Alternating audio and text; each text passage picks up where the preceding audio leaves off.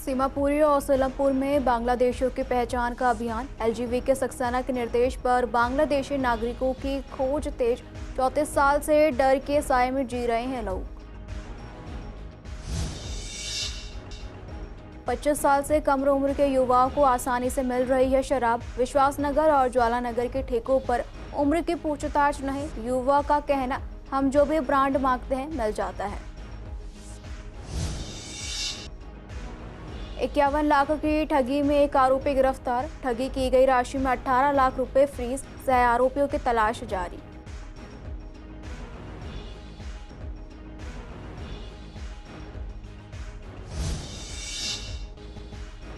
पूर्वी दिल्ली में आप और कांग्रेस नेता नहीं चाहते हैं समझौता। आप और कांग्रेस ने गठबंधन से किया इंकार। आम आदमी पार्टी और कांग्रेस अपने अपने दम पर लड़ेंगे चुनाव।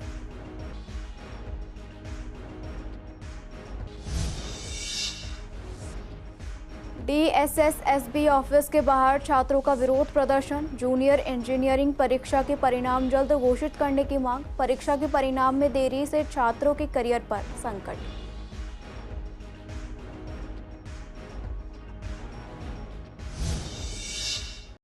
नमस्कार, सीसीएन देख रहे हैं आप। मैं हूं आपके साथ दुर्गा शर्मा। रुख करेंगे इस वक्त की अहम खबरों की ओर। बांग्लादेशी नागरिकों की पहचान को लेकर एलजी के आदेश पर दिल्ली पुलिस ने अपनी कोशिशें तेज कर दी हैं। एलजीबी के सक्सेना द्वारा भेजे गए पत्र के बाद शादरा जिले के सीमापुरी थाना पुलिस ने अपने क्षेत्र में अभियान शुरू किया। इसी कड़ी में आज एसएचओ देवेंद्र सिंह ने ओबरॉय ने अपनी टीम के साथ सीमापुरी में तलाशी अभियान चलाया, जिसमें 32 बांग्लादेशी नागरिकों की पहचान की गई। इसी तरह का अभियान सीलमपुर में भी चलाया गया। बीजेपी नेता बीएस पवार ने इस कदम की सराहना की और कहा कि पिछले 34 सालों से सीमापुरी में लोग भय के साए में जी रहे हैं। उन्होंने आरोप लगाया कि अरविंद केजरीवाल सरकार ने अपने वोट बैंक के लिए इन लोगों को यहां पनाह दी, जबकि कांग्रेस ने इन्हें बसाने की मदद की। 24 सालों से डर के साए में हम सो रहे हैं। यहाँ पर हजारों बांग्लादेशी कांग्रेस के जब सत्ता था उन्होंने बसाए हैं। आम आदमी सरकार ने रोहिंग्या को बसाया और इतनी खतरनाक स्थिति, एक ज्वालामुखी पर हम बैठे हुए हैं कि आप 8 बजे के बाद अपने घरों से बाहर निकलते चाकू छुरी लेके बैठे रहते हैं और जो भी राहगीर चलता है उसको जेब काटते हैं, उसको मारते हैं, उसको काटते हैं। अगर जो जैन मंदिर झुग्गियों में आज दिल्ली सीमापुरी पुलिस की गई है, वहाँ पर इनका कांस्टेबल भी नहीं जा सकता। आज तो फोर्स लेके गए, तब जाके वो बंगालियों के अंदर गए, नहीं तो पिस्सू की तरह से चींटियाँ लगते ऐसे खा जाएंगे इंसान को। इतना खौफ है इन बांग्लादेशियों का। और आज इन बांग्लादेशियों को इनके कूड़े के ढेर, जितना आपने चारों तरफ पूरा सरकारी ज़मीन पे कब्जा करके अपने कूड़े का काम कर रही है। और कम से कम मुझे लगता है कि सीमापुरी विधानसभा में 4 लाख बांग्लादेशी यहाँ रह रही है। ये सब कांग्रेस ने बसाए हैं, अब आम आदमी ने इनको बसाया। पूरा संरक्षण है। अगर इनका सामान हमारा एमसीडी उठाती है तो कांग्रेस के बड़े बड़े लीडर, आम आदमी बड़े बड़े लीडर जोन में जाकर के डीसी की गाली गलौज करके उनका सामान छुड़ाते हैं। तो इस समय बहुत बड़ी पोजीशन में हम हैं। इन बांग्लादेशियों को बाहर हो जाना है। सबकी एक ही आवाज़ है। लगातार एक वीडियो चारों तरफ वायरल हो रही है कि जो डुसुब का बड़ा पार्क है उसको गोडाउन बना दिया इन बांग्लादेश ने उठाकर। हिम्मत नहीं किसी की उनको बोले कि तुम इनको उठाओ। 25 साल से कम उम्र के युवाओं भी दुकान पर सरेआम शराब मिल रही है। आज शादरा के विश्वासनगर 60 फुटा रोड गली नंबर 16 पर 2 शराब की दुकानों का सीसीएन संवाददाता ने जायजा लिया। दोनों दुकानों पर 25 साल से कम उम्र की कोई पूछताछ नहीं की जा रही थी। संवाददाता ने एक युवा से बात की जिसकी उम्र 25 साल से कम थी। उसने बताया कि दुकानदारों द्वारा उसकी उम्र के बारे में कोई सवाल नहीं किया गया। इसी तरह ज्वालानगर की शराब की दुकान पर भी 25 साल से कम उम्र के युवाओं को सरेआम शराब दी जा रही है। वहां मौजूद एक युवा ने कहा कि जो भी ब्रांड वो मांगते हैं उन्हें आसानी से मिल जाता है। कितनी उम्र होगी? 23 साल। कौन सा ब्रांड लेके आए हो? पता नहीं सर, ये वाला दिया है 110। ब्रांड 110 का जी। आपने जब लिया आपसे उम्र पूछी थी इन्होंने? नहीं पूछी। जाके बोला ये दे दो और दे दी? कुछ नहीं पूछ रहे? नहीं। कौन सी ब्रांड पी है? Loan bull. कितनी उम्र है? मेरी 18। 18 है। कितने की थी? 110। तुम्हें मना नहीं करते पीने के लिए? एज ओवर का नहीं पूछते? मेरी क्या पूछी थी? कितने बताई? मैंने अपनी उसको 32 बताई और आपने मेरे को 18 बताई। असली उम्र कितनी है? असली 18। 18। कौन सा ब्रांड है? Loan bull. तुम पियोगे? हाँ। कोई एज वेज नहीं पूछते? मतलब गलत बता दो तब भी दे देते हैं? कोई प्रूफ नहीं मांगते? मैं हाँ पीता हूँ। तो ये जो ठेके वाले ने आपसे कभी भी उम्र नहीं पूछी? बस जाओ ले लो, मिल जाता है। उम्र हो ही है तो क्यों बोल रहे हो? कितनी उम्र है? 20 है। चलो ठीक है। दिल्ली के अंदर शराब को लेकर सरकार काफ़ी सख्त होती जा रही है। फ़िलहाल मैं मौजूद हूँ पूर्वी दिल्ली के ज्वाला नगर, जहाँ पर अम्बेडकर पार्क पे एक शराब की दुकान है। आप देख सकते हैं किस तरह से यहाँ पे नोटिस बोर्ड पे साफ लिखा गया है 25 वर्ष से कम आयु वाले व्यक्ति को शराब नहीं मिलेगी। अब इसी का रियलिटी चेक करते हुए जब हमने देखा था कि जो यहाँ पर शराब खरीदने आ रहे थे लोग, उसमें से 25 साल की उम्र के कम लोग भी हमें मिलने मिले, जिसको हम एक तरह से युवा कह सकते हैं। युवाओं की काफ़ी पसंद देखने को मिली। हमसे हंसते उन्होंने बात करी और उन्होंने बताया, साफ कहा कि दुकानदार उनसे एज नहीं पूछ रहे, अगर एज पूछते तो हम गलत बता देते हैं, उसका प्रमाण भी दुकानदार नहीं मांग रहे। ऐसा हाल ज्वाला नगर का ही नहीं, केवल विश्वास नगर 60 फुटा रोड पे जो 16 नंबर गली पे है, वहाँ पर भी एक युवा आया था जो करीब 22 साल का था। और जहाँ मैं मौजूद हूँ यहाँ पर जो युवा आया था वो 18 का और एक 21 साल का था। अब सोचने वाली बात है कि अंदर नोटिस बोर्ड लगे हैं कि 25 साल से उम्र के बच्चों को और आयु के लोगों को शराब नहीं दी जाएगी, लेकिन फिर भी उनका प्रमाण नहीं मांगा जाता। सवाल ये उठता है, ये आज की हमारी रियलिटी चेक है। सीसीएन की टीम लगातार पूर्वी दिल्ली में हो रहे धांधलों को उजागर करती रहती है। आज शराब के ठेकों पर जाकर देखा कि क्या रियलिटी देखी जा रही है, जो सरकार पाबंदियां लगाती है उसका कितना पालन हो रहा है। ये सब सरकारी दुकानें हैं। वीडियो जर्नलिस्ट अतुल भारद्वाज के साथ विवेक पठान, ये सीसीएन दिल्ली। शादरा पुलिस ने हाल ही में एक बड़े बैंक घोटाले का पर्दाफाश करते हुए मुख्य आरोपी अमन सेठी को गिरफ्तार किया और ठगी की गई राशि में से 18 लाख रुपए को फ्रीज कर दिया। शिकायतकर्ता रवि कुमार सरीन ने कृष्णानगर थाने में शिकायत दर्ज कराई थी कि उनके पीएनबी खाते से 51.5 लाख रुपए की धोखाधड़ी हुई है। उनकी बेटी के एसबीआई खाते से भी 4 लाख रुपए निकाले गए। जांच में पता चला कि उनके घर से पासबुक और चेकबुक के कुछ पन्ने गायब थे। मामले की गंभीरता को देखते हुए इंस्पेक्टर मुकेश राणा के नेतृत्व में एक टीम बनाई गई, जिसने बैंक के सीसीटीवी फुटेज और कॉल वेरिफिकेशन डेटा का विश्लेषण किया। जांच में पता चला कि ठगी की गई रकम जबलपुर और गाजियाबाद के खातों में जमा की गई। मुख्य आरोपी अमन सेठी का पता चलने के बाद उसे गिरफ्तार कर लिया गया है। वो 25 लाख के लाभार्थी राहुल टंडन का करीबी बताया जा रहा है। हालांकि दूसरे सह आरोपियों और बाकी ठगों की राशि की बरामदगी भी अभी बाकी है। पुलिस मामले की जांच में जुटी है और ठगी की शेष राशि और दूसरे आरोपी की तलाश जारी है। दिल्ली चुनाव के मद्देनजर आम आदमी पार्टी ने 2 लिस्ट जारी कर चुकी है। पूर्व सीएम अरविंद केजरीवाल ने कहा है कि आने वाले चुनाव में आप कांग्रेस से किसी भी सूरत में गठबंधन नहीं करेगी। दूसरी तरफ वो कांग्रेस ने भी अकेले चुनाव लड़ने की बात कही थी। इसे लेकर हमें पूर्वी दिल्ली के कांग्रेस आम आदमी पार्टी के नेताओं से बात की। कांग्रेस नेता का कहना था कि आम आदमी पार्टी दिल्ली को स्मार्ट सिटी बनाने का दावा करती थी, लेकिन उसने दिल्ली का बेड़ा गर्क कर दिया है। वहीं आम आदमी पार्टी नेता का कहना है कि आम आदमी पार्टी दिल्ली में अपने दम पर चुनाव जीती है और उसे अपने दम पर ही चुनाव लड़ना चाहिए। आम आदमी पार्टी के कार्यकर्ताओं और नेता चाहते हैं कि आप चुनाव अकेले दम पर ही लड़े। हालांकि अगर पार्टी जो फैसला लेगी उसे भी सभी को मानना पड़ेगा। दिल्ली में जब से बीते 10 वर्षों से आम आदमी पार्टी की सरकार आई है, दिल्ली को जो ये वर्ल्ड क्लास विकसित राजधानी के रूप में थी, उसको सुनियोजित रूप से तबाह करने का काम इन लोगों ने किया है। कांग्रेस पार्टी लगातार इन लोगों का जो है गलत नीतियों का विरोध करती रही है, सरकार को आगाह करते रही है, सरकार को सुझाव देते रहे हैं, लेकिन इनका हालात ये रहा है आम आदमी पार्टी वालों का कि नाच न जाने आंगन टेढ़ा, काम करना नहीं जानते, काम किया नहीं है।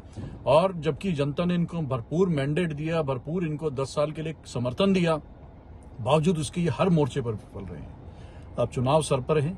कांग्रेस पार्टी ने जिस दिल्ली को 15 वर्षों में एक मजबूत दिल्ली बना के दी थी, एक विकसित राजधानी के रूप में जनता के सामने, एक देश में और पूरी दुनिया में इसको एक मॉडल के रूप में दिया था, उसको फिर से जनता भी याद कर रही है। और जनता चाहती है कि दिल्ली में कांग्रेस की पूर्ण बहुमत की सरकार बने, दिल्ली वही विकास वाली दिल्ली बने। देखो, मैं इस बारे में ज़्यादा नहीं कह पाऊंगा, बट ये है कि देखो, गठबंधन के बाद भी 7 सीट हम लूज कर गए, कांग्रेस और आम आदमी पार्टी। हम 2013-14 से जब से हमने शुरुआत की है, तब से हम खुद चुनाव लड़ रहे हैं अपनी ताकत से, अपनी सब संगठन की मदद से, और बढ़िया चुनाव लड़ रहे हैं। हमें लगता है कि ज़्यादा कोई फ़ायदा है नहीं गठबंधन से, तो अकेले ही चुनाव लड़ा जाएगा, ज़्यादा अच्छा रहेगा, ज़्यादा बढ़िया रहेगा। देखिए, मैं एक बहुत सबसे बड़ी बात करता हूँ, हमारा एक जनप्रतिनिधि जो विधायक होता है वो एक विधानसभा का एक तरीके से सब चीज़ों के लिए एक जिम्मेदार व्यक्ति होता है। जो हमारे विधायक रहे वाजपेयी जी, 5 साल में कोई काम नहीं किया। मैंने अभी 15 दिन पहले उनको एक लेटर भेजा है कि अब मुझे जवाब दीजिए कि रोड्स क्यों टूटे पड़े हैं, नालियाँ क्यों नहीं बन रही, गंदगी क्यों है, क्या वजह है इसकी, कोई जवाब नहीं आया। तो मैं कहना चाहता हूँ कि जब इतना आप इलेक्शन लड़ते हैं, क्या सोच के लड़ते हैं कि भाई आपने क्या करना है? इलेक्शन लड़के खाली वहाँ पे धन बटोरने का काम है आपका, या लोगों में जाने का काम नहीं है कि आप जिम्मेदारी नहीं समझते अपनी? मैं समझता हूँ उन्होंने कोई काम किया ही नहीं है, मैं क्या जवाब दूँ, किससे क्या हूँ? जो लोग मेरे पास आते हैं, जो विधानसभा के लोग, मैं उनको क्या जवाब दूँ? बिल्कुल नहीं है। आमने सामने की फाइट है, नेट टू नेट फाइट है। और हम फाइट अब तो बीजेपी में भी नहीं सोचते, क्योंकि बीजेपी ने कोई काम ही नहीं किया। फाइट किससे है? हम वन साइड हम जीतेंगे और वन साइड हम जीत रहे हैं। साल 2022 में हुई जूनियर इंजीनियरिंग परीक्षा के परिणाम का इंतजार कर रहे छात्रों ने आज DSSSB ऑफिस के बाहर जोरदार प्रदर्शन किया। प्रदर्शनकारी छात्रों का कहना है कि पिछले 3 साल से उनका रिजल्ट लटका हुआ है, जबकि दूसरी परीक्षाओं के नतीजे कुछ ही दिनों में घोषित किए जाते हैं। छात्रों ने आरोप लगाया है कि उन्होंने इस मामले में कई बार शिकायतें दर्ज कराई हैं और 5 बार प्रदर्शन भी कर चुके हैं, लेकिन DSSSB अधिकारियों की ओर से कोई प्रतिक्रिया नहीं मिली। परीक्षा में कुल 109 पदों के लिए वैकेंसी जारी की गई थी, लेकिन परिणाम न आने के कारण छात्रों के करियर पर असर हो रहा है। प्रदर्शनकारियों ने DSSSB अध्यक्ष से जल्द परिणाम घोषित करने की अपील की, ताकि वो अपनी नौकरियों में शामिल हो सके। छात्रों का कहना है कि परिणाम में देरी उनके भविष्य के लिए गंभीर चिंता का विषय बन गया है। सर, हमारा रिजल्ट 3 साल से अटका हुआ है और अभी तक नहीं दे रहा। 4 साल से अटका हुआ है और अभी तक फाइनल नहीं हुआ है। DSSB रोज़ कह रही है कि हम हर महीने दे देंगे, इस महीने दे देंगे, इस महीने दे देंगे, लेकिन अभी तक कोई क्लेरिफिकेशन नहीं है और हमें कुछ भी रिटर्न से में नहीं मिला है DSSB की तरफ से। किस चीज़ का रिजल्ट है आपका? Junior engineer electrical 802/22 post code है। अच्छा, कहाँ पर ये प्रोटेस्ट कर रहे हैं? DSSB बोर्ड पृथ्वी। काफ़ी लंबा समय हो गया रिजल्ट को लेकर, क्योंकि कुछ समय पहले ना पोस्ट कोड 801/22 का रिजल्ट दिया था, लेकिन हमारा 802, बट ये 801 और 802 का नोटिफिकेशन सेम डे आया था। उनका रिजल्ट का प्रोसेस पूरा हो चुका, लेकिन हमारा 802/22 का रिजल्ट का प्रोसेस अभी अटका हुआ है। रोज यही कहते हैं कि आ जाएगा। लगातार हम धरना भी दे रहे हैं, बट कोई रिस्पॉन्स नहीं है। अच्छा, कितने साल से निलंबित है रिजल्ट? ये ऑलमोस्ट 4 साल हो गए हैं। अच्छा, क्या कहते हैं अधिकारी से? अधिकारी बोलते हैं कि कल आ जाएगा, 1 वीक हो जाएगा, 2 दिन रुको, 3 दिन रुको। ये लगातार लारे पे लारा दे रहे हैं। किस चीज़ का रिजल्ट है? जय इलेक्ट्रिकल पोस्ट कोड 802/22। एग्ज़ाम इसका Tier 2 हाँ फेब में हुआ था, और ई-डोजर फिल कराए ऑलमोस्ट 4 मंथ हो गए, 5 और 5वां कंप्लीट होने वाला है। सर, ये टोटल वैकेंसी 109 बंदों की थी, जिसमें से सारी कैटेगरी वाइज करीब 30 वैकेंसीज है। बट यहाँ आप देख सकते हैं इतने सारे बच्चे इकट्ठे हुए हैं। सब लखनऊ से आए हैं, इलाहाबाद से आए हैं बच्चे यहाँ पे, कई बंदे तो गुजरात से भी आए हुए हैं यहाँ पे, जस्ट बिकॉज कि ये 4 महीने हो गए हमें ई-डोजे फिल किए हुए, प्लस हमें ये हमारा 3रा साल खत्म होने वाला है जब ये वैकेंसी रिलीज़ हुई थी। ये जनवरी 2022 की वैकेंसी जो अभी तक रिलीज़ मतलब फाइनल रिजल्ट इनसे जारी नहीं किया गया है। RTI का रिप्लाई ये उल्टा सीधा देते हैं, कभी बोलते हैं कि कोर्ट केस नहीं है, कभी बोलते हैं कि कोर्ट केस है। प्लस अंदर से कोई बंदा हमसे आके बात नहीं करता है, टाइम पे रिस्पॉन्स नहीं देते हैं। यहाँ इनकी जो आप देख सकते हैं, इनकी जो मेन जो ये ग्रीवियंस विंडो है, यहाँ पे हम करीब 10 बार हम एप्लीकेशन दे चुके हैं कि हमसे अंदर वाले बंदे से बात करने दीजिए, या किसी अधिकारी को, चेयरमैन साहब को, या कोई इनके PA को बात करने दीजिए, बट कोई अंदर से रिस्पांस नहीं आता है। सब हमें बिल्कुल इग्नोर करके जाते हैं यहाँ से। ये हमारा आई गेस 5th या 6th प्रोटेस्ट है यहाँ पे एग्जैक्टली, और इस बार आपकी मदद से हम ये बात अंदर तक पहुँचाना चाहते हैं। बीजेपी ने दिल्ली में केजरीवाल सरकार की नीतियों के खिलाफ जागरूकता अभियान शुरू किया। इसके तहत सूरजमल विहार में एक नुक्कड़ सभा का आयोजन किया गया। इस मौके पर पूर्व दिल्ली के पूर्व डिप्टी मेयर महेंद्र आहूजा ने कहा कि केजरीवाल सरकार की विफल नीतियों को उजागर करने और जनता को जागरूक करने के उद्देश्य से ये सभाएं की जा रही हैं। उन्होंने आरोप लगाया कि पिछले 10 सालों में जनता के साथ धोखा हुआ और अब उन्हें जागरूक करने का समय है। बीजेपी कार्यकर्ताओं ने भी सभा के दौरान कहा कि आम आदमी पार्टी फ्री योजनाओं के जरिए जनता को गुमराह कर रही है। सभा में शामिल जनता ने मिश्रित प्रतिक्रियाएं दी हैं। कुछ लोगों ने कहा कि वो फ्री योजनाओं पर निर्भर नहीं है, जबकि युवाओं ने दिल्ली के स्कूलों और शिक्षा के क्षेत्र में सुधार को सराहा। उनका मानना है कि शिक्षा के क्षेत्र में अरविंद केजरीवाल सरकार ने अच्छा काम किया है। देखिए, चुनाव दिल्ली में आ चुका है, 2 महीने बाद लगभग चुनाव है और चुनाव में जो मुद्दे हैं वो जनता तक पहुंचाने के लिए, जनता को जागरूक कराने के लिए, जनता फिर से ना ठगी जाए झूठे वायदों में, इसके लिए हम नुक्कड़ सभा करके जो केजरीवाल सरकार ने वायदे किए और पूरे नहीं किए उनके ऊपर ये जागरूक रैलियां की जा रही है, नुक्कड़ सभाएं की जा रही हैं। देखिए, ज़रूरत तो समाज में पड़ती ही है कुछ सुविधाओं को, कुछ सरकारों को चेताने के लिए। जब सरकारें लोगों के खिलाफ काम करने लग जाएं, जब सरकारें लोगों के लिए नहीं, लोगों के खिलाफ जो सारा सिस्टम है उसको बनाने में काम करने लग जाए, तो लोगों को सड़कों पर आना ही पड़ता है। भारतीय जनता पार्टी को सड़क पे आना ही पड़ा क्योंकि केजरीवाल सरकार किसी की बात सुनना नहीं चाह रही है। सिर्फ झूठ झूठ झूठ और झूठ पर सरकार चला रही थी और आगे भी चलाना चाह रही है। आप देखिए, जैसे जैसे चुनाव नजदीक आया है, केजरीवाल ने अपने झूठ के पिटारे फिर से खोल दिए हैं। झूठे वादों से के साथ उन्होंने यूपी, बिहार, अन्य प्रदेशों से यहाँ पर भर भर कर पलायन करा, केवल वोट बैंक बढ़ाने के लिए। इसमें कोई भी उनका अच्छे नेक विचार नहीं थे, ना जनता का समर्थन करना चाह रहे थे और हम उनके बिल्कुल खिलाफ है। दिल्ली की जनता उनका कोई समर्थन नहीं करना चाहती इस बार, केवल बीजेपी सरकार। मोटिव ये है कि जो ये बहरूपिया की सरकार चल रही है, जिन्होंने आम आदमी को एक सांस लेने के लिए स्वच्छ हवा नहीं दे पाए, साफ पानी नहीं दे पाए, उसका जनता के बीच में जाके जनता को जागरूक करना जरूरी है कि उन्हें पता चलना चाहिए कि इसके लिए कौन जिम्मेदार है। जो एक आम आदमी को, जिसने 10 साल से दिल्ली में सरकार बना रखी है और हमें 10 साल के अंदर इतना नहीं कर पाए कि हम साफ पानी पी सके, क्या जनता का इतना हक नहीं बनता? भाई मुझे तो लगता है कि भाई परिवर्तन होना बहुत ज़रूरी है, क्योंकि भाई दिल्ली की हवा देख लो आप कितनी पोल्यूटेड है, और भाई दिल्ली का रिवर देख लो, यमुना रिवर कितने भाई उसमें गंदगी है, कूड़ा कचरा डाल रखा है, अभी तक साफ नहीं हुई। भाई कितने वादे कर चुकी है सरकार हमसे।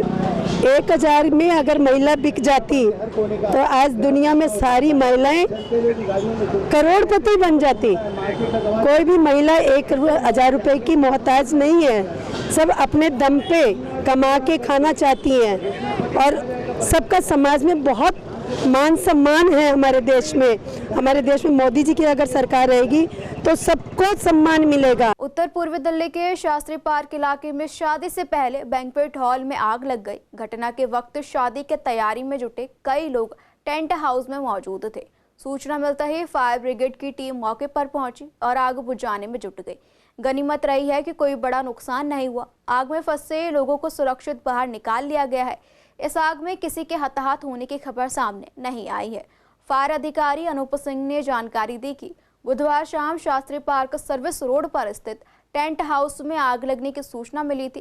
टेंट हाउस में रात को ही शादी होनी थी, जिसकी तैयारी में कई लोग टेंट हाउस के अंदर जुटे हुए थे। आग पर पूरी तरह से काबू पा लिया गया है। शुरुआती जांच से लगता है कि आग शॉर्ट सर्किट की वजह से लगी। वहीं आग लगने से उन परिवारों में दुख का माहौल था। टेंट हाउस में शॉर्ट सर्किट की जानकारी टेंट के स्टाफ को दे दी गई थी, लेकिन उन्होंने समय रहते कोई कार्रवाई नहीं की। आग लगी, यहाँ पर कुछ लोग चर्ची बैठे होते हैं राइट टेंट पर। अच्छा सर, कूड़े के कारण सर ये आग लग गई। हमको 4 साढ़े 4 बजे पता लगा। हमने कॉल करी, अपने सिलेंडर जो फायर ब्रिगेड थे सर उनको बुलाया गया और यहाँ आग पर काबू पा लिया। सर आज शादी थी, अलीगढ़ से बारात आई हुई थी सर, हमारे लड़की वाले आए हुए थे और बाकी उनको सबको सेव कर लिया गया और हमारे हलवाई लगे हुए थे सर, हलवाई को सेव कर लिया गया। कोई दिक्कत नहीं आई सर, सब सेफ है। ये लक्ष्मी टेंट हाउस है। अच्छा, आज यहाँ आपका क्या प्रोग्राम था? मेरे दोस्त की लड़की की शादी थी आज, बारात आने वाली है कुछ देर में। कुछ गेस्ट मेहमान आए हुए हैं अंदर अलीगढ़ से।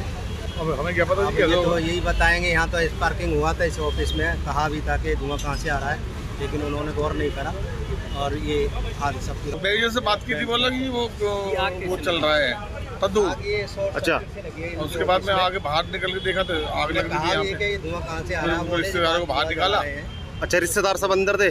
सारे अंदर से एक बार कॉल मिलती है कि फायर मतलब आग लग गई है, तो इस जगह पे लोकेशन मिलता है मुझे, पीसीआर से कॉल आती है। बताया गया कुछ लोग भी अंदर फंसे हुए थे, शादी थी आज यहाँ शाम को। हाँ शादी भी है, लोग फंसे हुए हैं, लेकिन किसी के घायल होने की सूचना नहीं मिली। लेकिन एम्बुलेंस को सूचना मिली कि आप पहुंचिए वहाँ पे, अगर कोई घायल होता है उसको तुरंत रिस्पांस देना होता है हॉस्पिटल ले जाने के लिए। इसलिए मैं तत्काल पहुंचा, 2 मिनट के अंदर मैं पहुंच गया। पूर्व दिल्ली के मयूर विहार थाना क्षेत्र अंतर्गत त्रिलोकपुरी में पार्क में दोस्तों के साथ बैठकर आग सेक रहे रवि को बदमाशों ने गोली मार दी। रवि त्रिलोकपुरी का रहने वाला बताया जा रहा है। बुधवार रात करीब 12 बजे वो अपने दोस्तों के साथ त्रिलोकपुरी 13 ब्लॉक के मंदिर वाले पार्क में लकड़ी जलाकर आग सेक रहा था। तभी कुछ बदमाश वहां पहुंचे और उन्होंने रवि पर ताबड़तोड़ गोलियां चला दी। रवि को 5 गोली लगी और वो वहीं बेहोश हो गया। आनन फानन में उसे लाल बहादुर शास्त्री अस्पताल ले जाया गया, जहां उसकी हालत गंभीर देखी गई। उसे पटपड़गंज मैक्स में रेफर कर दिया गया। उसकी हालत नाजुक बनी हुई है। मामले की गंभीरता को देखते हुए जिला की डीसीपी अपूर्वा गुप्ता भी मौके पर पहुंची। डीसीपी ने जानकारी दी कि कल्याणपुरी थाने में कल रात करीब 12:30 पर गोलीबारी की घटना की सूचना मिली। पीड़ित को तुरंत एलबीएस अस्पताल ले जाया गया और उसके बाद उसके परिवार ने उसे मैक्स अस्पताल पटपड़गंज में भर्ती कराया, जहां उसका आगे का इलाज चल रहा है। रवि यादव एक पेशेवर जिम ट्रेनर है। उसके परिवार की कल्याणपुरी के 13 ब्लॉक में रहने वाले एक परिवार से लंबे समय से दुश्मनी है। ये परिवार जाहिर तौर पर एक दूसरे के खिलाफ शिकायतें और आरटीआई दाखिल करते रहते हैं। कल कड़कड़ुआ की एक सत्र अदालत में दोनों पक्षों के बीच तीखी बहस हुई, जिसके कारण कथित तौर पर यह घटना हुई। परिवार का बयान अभी लिया जाना बाकी है। कल रात को तकरीबन 12:30 बजे कल्याणपुरी थाने में एक फायरिंग इंसिडेंट रिपोर्ट हुआ था।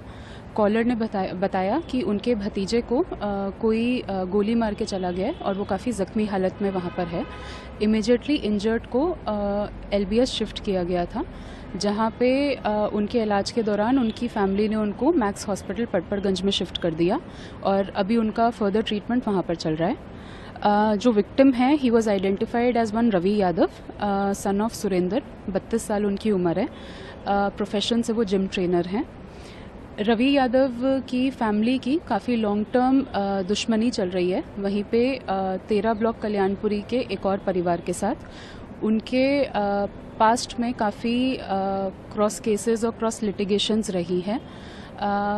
ऐसा पता चला है कि इनकी आपसी रंजिश के चलते ये परिवार एक दूसरे के अगेंस्ट कंटिन्यूसली कंप्लेंट्स आरटीआईज वगैरह करते रहते हैं। जो प्राइम अक्यूज्ड है, जो रवि ने हमें रात को नाम बताए, तो उसमें जो प्राइम अक्यूज्ड है उनके भाई के खिलाफ भी अभी कुछ दिन पहले रवि के चाचा ने, जो कि एक एडवोकेट हैं, कंप्लेंट दी थी और जिसकी वजह से शायद उसकी नौकरी चली गई थी।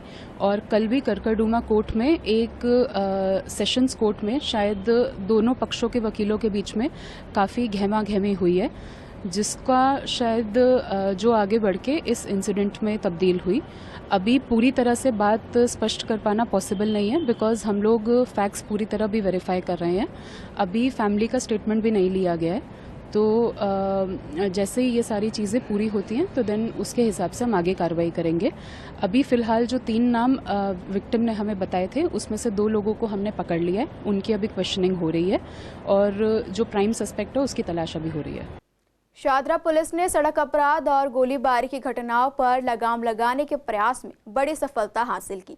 गश्त के दौरान पुलिस ने मोटरसाइकिल पर सवार 2 संदिग्ध युवकों को रोककर उनकी तलाशी ली, जिसमें एक देसी पिस्तौल, एक जिंदा कारतूस और एक बटनदार चाकू बरामद हुआ। गिरफ्तार आरोपियों की पहचान अमन और सागर जुनवाल के रूप में हुई है। पुलिस ने उनके खिलाफ आर्म्स एक्ट की धाराओं के तहत एफआईआर दर्ज की। पुलिस अधिकारियों का कहना है कि गश्त और सीसीटीवी निगरानी के माध्यम से इलाके में अपराधियों पर कड़ी नजर रखी जा रही है। मामले की जांच जारी है। शादरा नॉर्थ जोन में अतिक्रमण के खिलाफ सीलमपुर टी पॉइंट से मौजपुर चौक तक एक व्यापक अभियान चलाया गया। अभियान के तहत ताज ward number 228 Seelampur T point से मौजपुर चौक तक अस्थायी अतिक्रमण और अस्थायी पार्किंग को हटाया गया। इस इलाके में दोबारा अतिक्रमण न होने के लिए संबंधित लाइसेंसिंग अधिकारियों और पुलिस को सख्त निर्देश जारी किए गए हैं। एमसीडी ने यह स्पष्ट किया है कि शाहदरा उत्तरी क्षेत्र में इस तरह की कार्रवाई आगे भी जारी रहेगी। फिलहाल पूर्वी दिल्ली खास में इतना ही। खबरों के लिए बने रहिए CCN लाइव के साथ।